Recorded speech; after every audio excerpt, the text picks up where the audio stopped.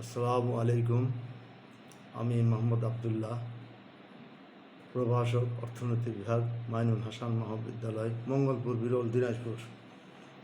আমি তোমাদের পড়াবো অর্থনীতি দ্বিতীয় পত্র, প্রথম অধ্যায়, বিষয় বাংলাদেশের অর্থনীতি পরিচয়, ইন্ট্রোডাকশন টু বাংলাদেশ ইকোনমি। ভূমিকা বা ইন্ট্রোডাকশন। বৈদিক যুগের শেষ ভাগে বঙ্গ নামটি বাংলাদেশের উল্লেখযোগ্য একটি নির্দিষ্ট ভূখণ্ড ছিল।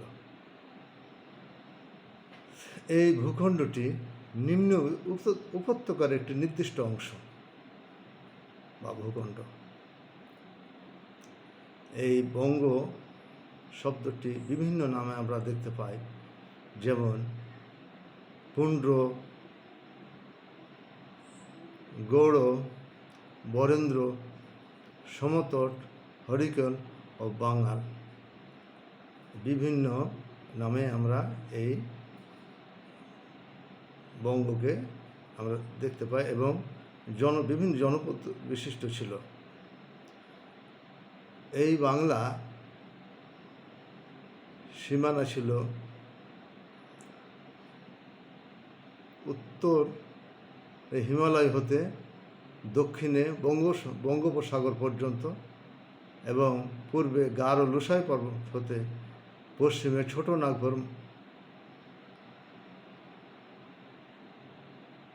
নাগপুর মালভূমি পর্যন্ত প্রসারিত ছিল বলে পণ্ডিতগণ ধারণা করেন। খ্রিস্টপূর্ব 321 অব্দে বাংলাদেশ এই বঙ্গদেশটির বিভিন্ন এলাকা একত্রিত করে একটি অঞ্চলে পরিণত করা হয়। এই বঙ্গ 68 খ্রিস্টাব্দে টলেমি তার মানচিত্রে একটি শক্তিশালী বঙ্গদেশকে একটি শক্তিশালী দেশের অস্তিত্ব হিসাবে তুলে ধরেন, কিন্তু এখানে কোনো তিনি সীমারেখা চিহ্নিত করেন নাই। এই টলেমির গঙ্গারিডাই এই বদ্বীপ অঞ্চল হিসেবে পরিচিত ছিল। এই বঙ্গদেশটি বঙ্গদেশের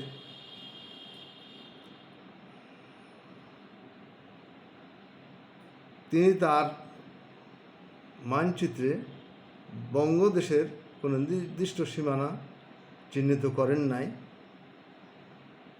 পূর্ব থেকে এই এলাকার অর্থনীতি ও প্রকৃতি ছিল বৈচিত্র্যময়। কালক্রমে এই দেশটি কালক্রমে শাসন ও শোষণের কারণে অর্থনৈতিক কাঠামো ভেঙে পড়ে। 1971 সালে বাংলাদেশ স্বাধীন হওয়ার পর এই বঙ্গদেশের উন্নয়নের ছোঁয়া লাগে। আমরা শিখন ফল হিসাবে বাংলাদেশের এখন শিখন ফলগুলি আলোচনা করব।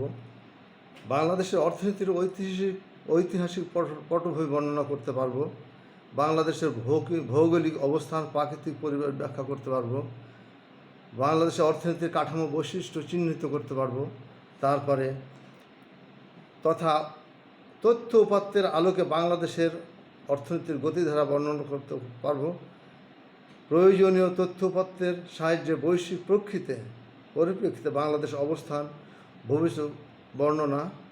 ভবিষ্যৎ সম্ভাবনা ব্যাখ্যা করতে পারব।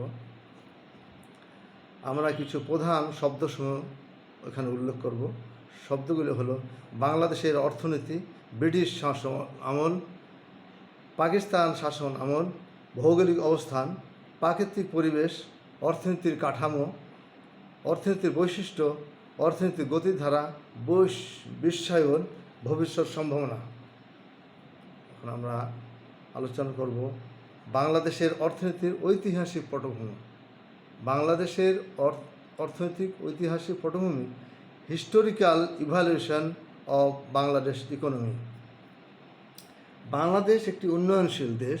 1971 সালের 16 ডিসেম্বর দেশ স্বাধীন হয়। এর পূর্বে বাংলাদেশে আমরা দেখতে পাই যে প্রায় 190 বছর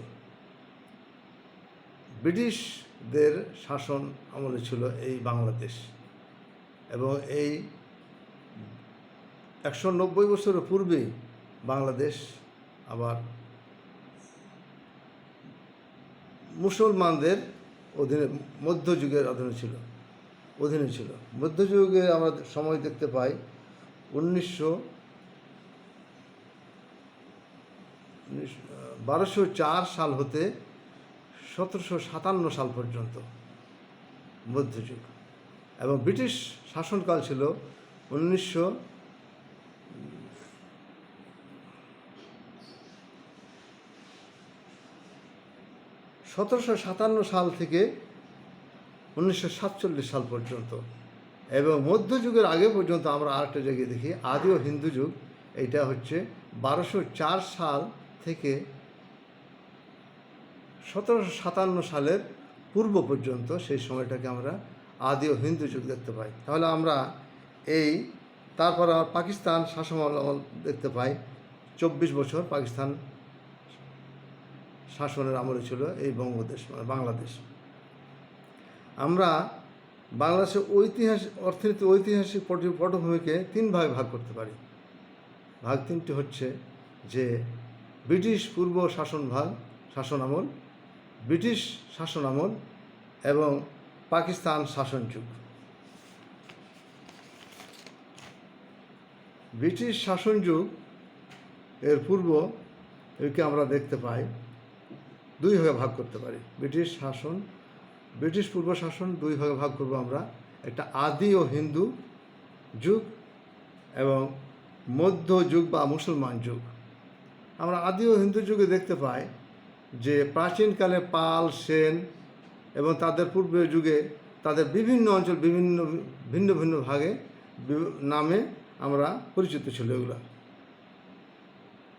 খ্রিস্টীয় 6ষ্ঠ শতকের দিকে দেখি যে দক্ষিণ পূর্ব ভারতে একটি বঙ্গীয় রাষ্ট্রের আমরা পরিচয় দেখতে পাই, সৃষ্টি হয়। এই শতকের শেষ দিকে পশ্চিম উত্তরাঞ্চলে গুপ্ত শাসকের অধীনে গৌড় রাজ্যের উদ্ভব হয়। কোন রাজ্যের? গৌড় রাজ্য। কোন দিকে? বাংলার উত্তর পশ্চিমাঞ্চলে গুপ্ত শাসকদের অধীনে গৌড় রাজ্যের সৃষ্টি হয়, উদ্ভব হয়। এবং শশাঙ্কের নেতৃত্বে বঙ্গভূমির স্বাতন্ত্র্যের যে সূচনা হয়, পাল রাজাদের শাসন তা পূর্ণতা লাভ করে। কিন্তু শশাঙ্ক পরবর্তী সময়ে অরাজকতা যা মৎস্যন্যা নামে পরিচিত। তবে আদি ও হিন্দু যুগে আর্যরা উন্নত সভ্যতা গড়ে তোলে। এই সময়কালে শাসকদের পৃষ্ঠপোষকতা কুটির শিল্প বিকাশ লাভ করে। কুটির শিল্পের মধ্যে রয়েছে সুতি বস্ত্র শিল্প, ধাতু শিল্প, পাথর ও কাঠ খোদাই শিল্প ইত্যাদি উল্লেখযোগ্য। তবে এ সময় কৃষি ছিল প্রধান পেশা, কৃষি উন্নতি ছিল। এই যুগের দ্রব্য বিনিময় প্রথা, এই যুগে কিন্তু দ্রব্য বিনিময় প্রথা আমরা দেখতে পাই। দ্রব্য বিনিময় প্রথা বলতে বোঝায় দ্রব্যের বিনিময়ে যখন একটা দ্রব্য আমরা বিনিময় করা হয়, তো সেটাকে হবে দ্রব্য বিনিময় প্রথা, অর্থনীতির একটা শব্দ।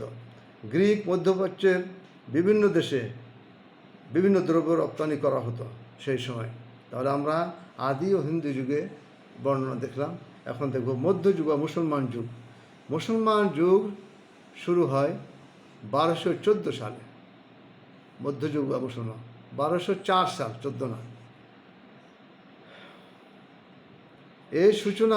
এই যুগের সূচনা করে তুর্কি বীর ইখতিয়ার উদ্দিন বখতিয়ার খলজি। তিনি ছিলেন তুর্কির লোক। ইনি এই মধ্যযুগের সূচনা করেন, ইখতিয়ার উদ্দিন মোহাম্মদ বখতিয়ার খলজি। তিনি বর্তমান দিনাজপুরের দেবকোটের রাজধানী স্থাপন করেন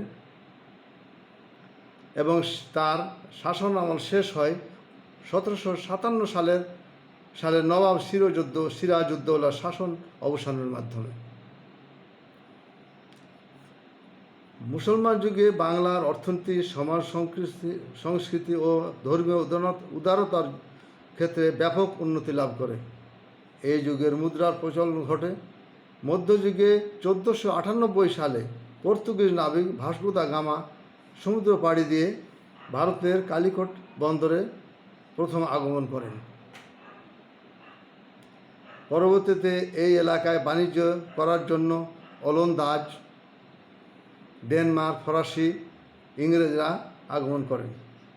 মধ্যযুগে বেশ কয়েকজন বিখ্যাত পর্যটক এদেশে আগমন করেন। এদের মধ্যে উল্লেখযোগ্য হল ওয়াং তো ইউয়ান, মা Juan, Ibn Battuta, Ralph fish. এদের আমরা উল্লেখ পাই। কাদের উল্লেখ পাই? পর্যটকদের ইবনে বতুতা, রালফ ফিশ, মা হুয়ান, ওয়াং তো ইউয়ান, এই পর্যটকরা তখন এই বাংলাদেশে আগমন করেন। মধ্যযুগে কৃষি ছিল অর্থনীতির মূল চালিকা শক্তি। কৃষি খুব শক্তিশালী ছিল তখন। কৃষি পণ্যের মধ্যে ধান, তুলা, আখ, সরিষা, শাকসবজি প্রভৃতি ছিল প্রধান শস্যক্ষেত্র। শিল্পক্ষেত্র কিছুটা উন্নতি ছিল বঙ্গদেশ তখন। শিল্পক্ষেত্রে সুতি বস্ত্র, রেশম বস্ত্র, পশম, মসলিন, মৃৎশিল্প, কাঁসা, পিতল, ধাতু, পিতল শিল্প, চিনি ও নৌশিল্প প্রভৃতি ছিল উল্লেখযোগ্য। আমরা শিল্পগুলোর মধ্যে দেখলাম কি? শিল্পক্ষেত্রে সুতি বস্ত্র, রেশম, পশম, মসলিন, মৃৎশিল্প, কাঁসা, পিতল, ধাতু শিল্প, চিনি ও নৌশিল্প প্রভৃতি ছিল উল্লেখযোগ্য। মধ্যযুগে বাংলার জগৎবিখ্যাত মসলিন বিশ্বের বিভিন্ন দেশে রপ্তানি করা হতো। মসলিন এক জাতীয় কাপড়, খুব পাতলা, সেটা সারা বিশ্বে নাম করা ছিল মসলিন কাপড়। মধ্যযুগে বাংলার সুখ, শান্তি ও সমৃদ্ধি বিদ্যমান ছিল। মধ্যযুগে বাংলার স্বর্ণযুগ হিসেবে অভিহিত করা হয়। এই যুগে শিল্প, সাহিত্য, সামাজিক সকল ক্ষেত্রে উন্নতি লক্ষ্য করা যায়। তাহলে আমরা ব্রিটিশ পূর্ব শাসন যুগকে আমরা আলোচনা করলাম। এই দুই ভাগে ভাগ করতেছি, একটা আদি ও হিন্দি যুগ এবং দ্বিতীয়টা হচ্ছে মধ্যযুগ বা মুসলমান যুগ।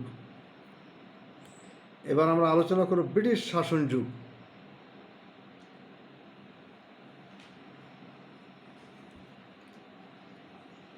উনিশশো 1957 সালে নবাব সিরাজউদ্দৌলা ইংরেজদের কাছে পরাজয়ের মধ্যে দিয়ে ব্রিটিশ যুগের সূচনা ঘটে। কলকাতাকে করা হয় সমগ্র ভারতের রাজধানী। 1947 সালে বাংলা ব্রিটিশ শাসনাধীন ছিল। 1947 পর্যন্ত বাংলা ব্রিটিশ শাসনাধীন ছিল। ব্রিটিশ পূর্ব এদেশের অর্থনৈতিক অবস্থা উন্নতি ছিল, যার কারণে বিশ্বের বিভিন্ন দেশ থেকে বাণিজ্য করার জন্য বাংলাদেশে আসত। কিন্তু ব্রিটিশ যখন দেশ তাদের অধীনে বাংলাদেশ চলে গেল, তখন আমাদের শিল্প কারখানা এখানে না গড়ে তুলে তারা ইংল্যান্ডে গড়ে তুলল। এখানে কাঁচা শিল্পের ক্ষেত্র তৈরি করলো। এখান থেকে কাঁচা শিল্প সব যেত কোথায়? ইংল্যান্ডে। এবং সেখানে তার প্রাথমিক দ্রব্য নিয়ে যে তারা সেখানে শিল্পের কাঁচামাল হিসাবে ব্যবহার করত। সেই কাঁচামাল দিয়ে শিল্প দ্রব্য উৎপাদন করে সারা পৃথিবীর বিভিন্ন দেশে রপ্তানি করত এবং বৈদেশিক মুদ্রা অর্জন করত। বাংলাদেশের যে মসলিন কাপড় তৈরি করতে যারা, সেই শিল্পীদের তারা হাত বুড়ো আঙুলে কেটে ফেলেছিল। বিভিন্ন পদ্ধতি অবলম্বন করে এই দেশকে অনুন্নতিতে পরিণত করে এবং একসময় বাংলাদেশের যে অর্থনৈতিক উন্নতি সেটা পতন হয়। মোটামুটি আজকে বক্তব্য এখানে শেষ করলাম। পরবর্তীতে আমরা আবার বাকি অংশ আলোচনা করব। ধন্যবাদ।